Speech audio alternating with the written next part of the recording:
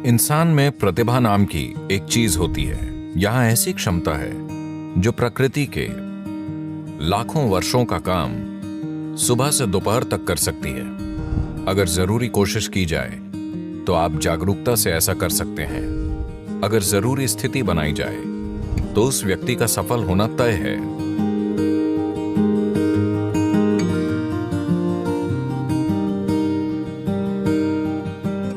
बात छोटी हो या बड़ी कोई फर्क नहीं पड़ता। मनुष्य अपने हर काम में सफल होना चाहता है। जीवन में अनंत दरवाजे मौजूद हैं। आप बहुत मेहनती हैं तो आप कुछ दरवाजे खोलेंगे। आप बुद्धिमान हैं तो कई दरवाजे खोलेंगे। पर अगर आप वाकई जीवंत हैं तो दरवाजे खुद खुलेंगे। सफल होना लोगों के लिए इतना जटिल हो जाता है कि वो सफलता क्यों चाहते हैं ये आम तौर पर वो बिल्कुल भूल जाते हैं और वो सफलता के सिद्धांत बुनना शुरू कर देते हैं। हर तरह के सिद्धांत, जैसे सफलता क्या होती है। क्या मैं चुटकुला सुना सकता हूं? आप बहुत गंभीर दिख रहे हैं।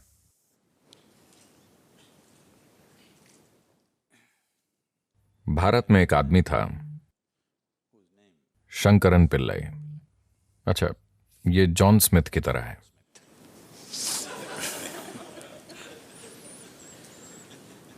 उनका बेटा अमेरिका आया। जाहिर है एक भारतीय युवक, यानी वो एक सॉफ्टवेयर इंजीनियर था। वो टेक्सास गया और वहां काम करने लगा। फिर उसे एक अमेरिकी महिला से प्यार हो गया। वो परेशान हो गया क्योंकि भारत में ऐसा प्रेम अपराध है। वो परेशान हो गया। फिर उसने अपनी मां को बताया। फिर मां ने पिता को बताया और पिता फट पड़े। वो उन्हें समझाने के लिए घर गया, पर बात नहीं बनी, क्योंकि भारत में कोई शादी करना चाहे तो लोग उसके परिवार की 500 पुश्तें जांचते हैं। वो उस व्यक्ति के वंश की शुद्धता देखते हैं जिससे आपकी शादी होगी। तो अमेरिका की एक गोरी महिला, आप उससे कैसे शादी कर सकते हैं? हम उसका वंश नहीं जानते, वो कहां से आई है, उसका वंश क्या है, दादा दादा। तो वो समझा नहीं पाया और वापस आ गया और उसे फिर से प्यार हो गया और वो आगे बढ़ गए।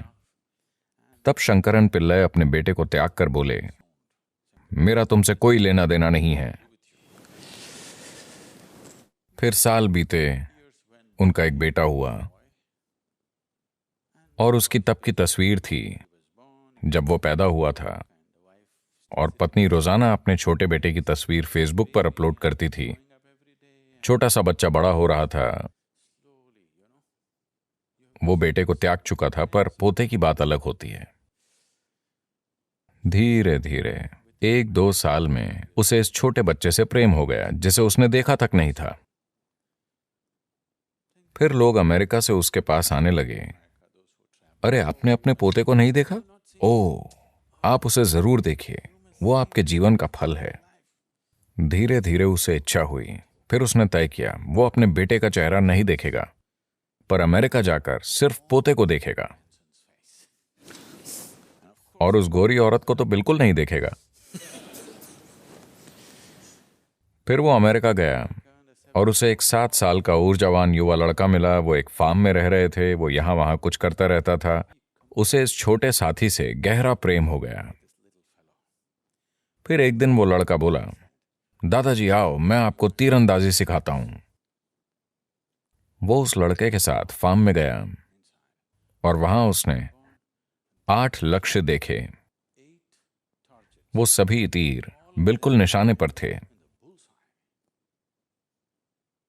शंकरन पिल्लई ने यह देखकर सोचा, अरे ये मेरा पोता है। उसे भारत के सभी महान तीरंदाज याद आ गए, अर्जुन और एकलव्य, और उसे भविष्य दिखा। ओलंपिक स्वर्ण पदक आसमान से गिर रहे थे। फिर उसने पूछा, तुमने कहां से तीर चलाया? लड़का बोला, 20 गज से। क्या? 20 गज की दूरी से तुमने सभी तीर निशाने पर मारे हैं? तुमने ये कैसे किया? फिर लड़का बोला, दादाजी, मैं तीर पहले मारता हूं और फिर निशान बना देता हूं। तो सफलता से जुड़े ये सिद्धांत रुकावट बन सकते हैं, और मैं लगातार ऐसे लोगों के साथ रहा हूं, वो एक हद तक सफलता पा चुके हैं, पर उनका जीवन उनकी सफलता के सिद्धांत में फिट नहीं हो रहा है और वो ढांचा टूट रहा है, पर उन्हें लगता है कि कुछ गलत है। कुछ गलत नहीं है, वो बस बेहतर हो रहे हैं, स्थितियां उन्हें आगे बढ़ा रही हैं, पर उनके सिद्धांत टूट रहे हैं, तो वो अपनी सफलता से दुखी हैं। आपको कई लोग ऐसी चीजों से गुजरते हुए दिखाई देंगे। अगर सफलता की बात करें तो मुझे यकीन है कि आपके पास योजनाएं होंगी कि जीवन में सफल कैसे होना है। आपकी योजनाएं हैं? योजना ठीक है। योजना अच्छी होकर भी एक उलझन हो सकती है, क्योंकि आप आज जो जानते हैं उसी से योजना बनाते हैं। योजना किसी अनजान चीज पर आधारित नहीं होती। आपकी योजना यानी आज को बढ़ा चढ़ाकर कल की कल्पना करना। अभी आप यहां एक स्तर पर हैं। आपकी योजना यह होती है कि ये इतने वर्षों में 10 गुना होना चाहिए, या 100 गुना, या लाख गुना हो जाए। But plan is just essentially an exaggeration of what is today. पर योजना यानी आज की स्थिति को बढ़ा चढ़ाकर की गई कल्पना। शायद इसके पीछे कोई तर्क हो, शायद आप उससे जुड़ी चीजें समझते हों, पर मूल रूप से आप आज की ही बढ़ा चढ़ाकर कल्पना करते हैं। यानी कई मायनों में वो सभी संभावनाएं खत्म हो जाती हैं जो अभी आपके अनुभव में नहीं हैं। आपने पेंसिल्वेनिया की बाढ़ के बारे में सुना? पेंसिल्वेनिया में बाढ़ आती है। आपको पता है, एक बार एक बड़ी बाढ़ आई और एक शहर में पानी इतना ऊपर उठा कि घर डूबने लगे। तो 2 छोटे लड़के अपने घर की छत पर चढ़कर बैठे थे।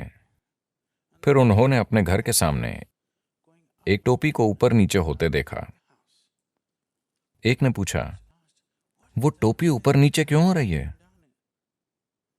दूसरा बोला, चिंता मत करो, वो मेरे पिताजी हैं। कल उनका मेरी मां से झगड़ा हुआ था और उन्होंने प्रण लिया था, नरक या ऊंचा पानी, मैं लॉन जरूर काटूंगा।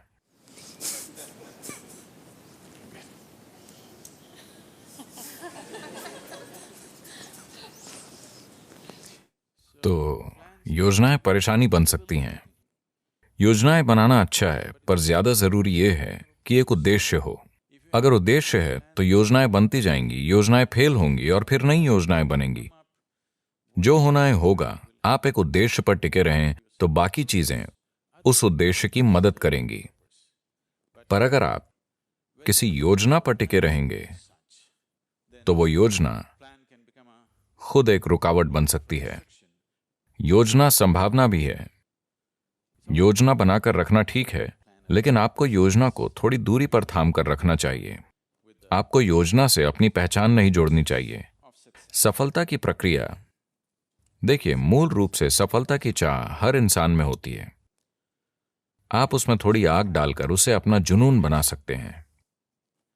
लेकिन अगर ये आपके अंदर की एक जरूरत बन जाती है कि आपको सफल होना ही है वरना आपको बहुत दुख होगा, तो फिर आप दिक्कत में पड़ने वाले हैं, एक गंभीर दिक्कत।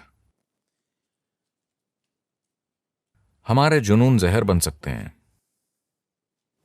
If we start becoming resentful for the non-fulfillment of those passions, हमारे जुनून जहर बन सकते हैं अगर हम उन जुनून के सफल न होने पर नाराज होने लगें। तो जहर बनने से मेरा मतलब है कि आज ये दिखाने के लिए काफी मेडिकल और वैज्ञानिक सबूत हैं कि नाराज होने पर, जब आप किसी चीज से गुस्सा होते हैं या चिड़चिड़े होते हैं, तो आज डॉक्टर चेक कर सकते हैं। हम आपका खून लेकर यह देख सकते हैं कि आप अपने सिस्टम में जहर डाल रहे हैं। ये वो जहर है जो आप पीते हैं पर दूसरे के मरने की उम्मीद करते हैं। जीवन ऐसे नहीं चलता। अगर आप जहर पिएंगे तो आप मरेंगे, यही ठीक है, यही ठीक है ना? आप जहर पिए तो आपको मरना चाहिए, मैं जहर पीकर उसे मारना चाहता हूं, ऐसा नहीं होता। like that. तो ऐसी भावनाएं हमारी क्षमता को छीन लेती हैं। देखिए, इंसान में प्रतिभा नाम की एक चीज होती है, हर इंसान में होती है, वो उसे जीवन में कभी ना कभी छूता है। पर प्रश्न ये है कि आप उसे कितनी बार छूते हैं, यही प्रश्न है। You sparked once in your lifetime. That's not good enough. You must be sparking all the time, isn't it? आप अपने जीवन में एक बार चमके, ये काफी नहीं है, आपको हर समय चमकते रहना चाहिए, है ना? प्रतिभा क्या होती है, इसे समझने के कई तरीके हैं, पर सबसे आसान तरीका यह है कि हम हमेशा तार्किक विचारों को ही बुद्धि मानते हैं।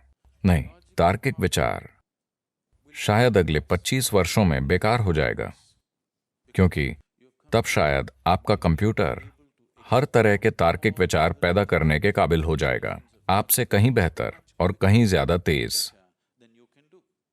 तो प्रतिभा को छूना यानी अपने अंदर मौजूद बुद्धि का दूसरा आयाम छूना। आपने नाश्ते में क्या खाया? Chicken and salad. देखिए, उन्होंने मुर्गी खाई। दोपहर होते होते वो मुर्गी एक इंसान में बदल गई है।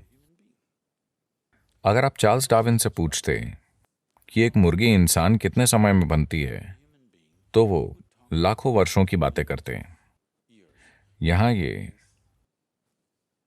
दोपहर में ही मुर्गी को इंसान में बदल रहे हैं। So there is an intelligence here. There is a competence here. तो यहां एक बुद्धि और क्षमता है जो प्रकृति के लाखों वर्षों के काम को बस दोपहर में ही कर सकती है। बस ये है कि ये बुद्धि अचेतन स्थिति में है। अगर कोशिश की जाए तो आप हर अचेतन प्रक्रिया को एक जागरूक प्रक्रिया में बदल सकते हैं। जागरूकता में अगर इस बुद्धि की एक बूंद भी आपको मिल जाए तो अचानक जीवन एक जादू की तरह चमक उठेगा। जो काम लोग मुश्किल से करते हैं वो आपके लिए आसान होगा। अब जब मैं बुद्धि कहता हूं तो लोग हमेशा ये सोचते हैं, अगर मैं लोगों से पूछूं कि बुद्धि कहाँ है तो सभी हमेशा यही कहेंगे, है ना? वो ये या ये या ये या ये नहीं कहेंगे। पर आपके शरीर की एक कोशिका आपके दिमाग से कहीं ज्यादा काम कर रही है। डीएनए का एक अणु 1 मिनट में इतने लाखों काम कर रहा है कि आप कभी समझ ही नहीं सकते, है या ना? तो योग में या योग विज्ञान में हम कभी भी किसी चीज को मन नहीं मानते। मन जैसी कोई चीज नहीं होती। एक भौतिक शरीर है और एक मानसिक शरीर है। शरीर से सोचना सीखना होगा। ये एक छोटा सा सेशन है, अभी ये बात नहीं करनी चाहिए, पर यह बताना जरूरी है। कई चीजें हैं जो मैं खुद एक ही समय में करता हूं, क्योंकि कोई मुझे बताता है, अभी इस सत्र से पहले कोई कहता है, सद्गुरु इस इमारत की योजना बनानी है, क्योंकि हम सब कुछ खुद करते हैं। अब यहां से जाने से पहले मेरा बिल्डिंग प्लान तैयार होगा, वो अभी यहीं बनेगा, क्योंकि मेरे दिमाग में 12 से 14 चैनल वाकई चलते रहते हैं। सिर्फ दिमाग में ही नहीं, शरीर से भी सोचा जा सकता है। आप शरीर से सोचना सीख लें तो कभी सिरदर्द नहीं देगा, यह सबसे अच्छी बात है। इतनी जिम्मेदारियां हैं और कई चीजें एक साथ चल रही हैं, तो क्या तनाव नहीं होता? बिल्कुल नहीं होता, क्योंकि आप अपने एक गहरे आयाम का इस्तेमाल कर रहे हैं और सभी कर सकते हैं। यह आयाम सभी में है।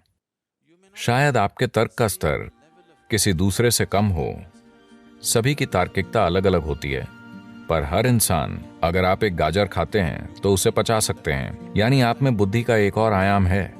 हाँ, अगर कोई व्यक्ति ऐसी स्थिति बनाए कि सिस्टम के अंदर जो भी है वो आपके लिए उपलब्ध हो, तो ऐसे व्यक्ति का सफल होना तय है।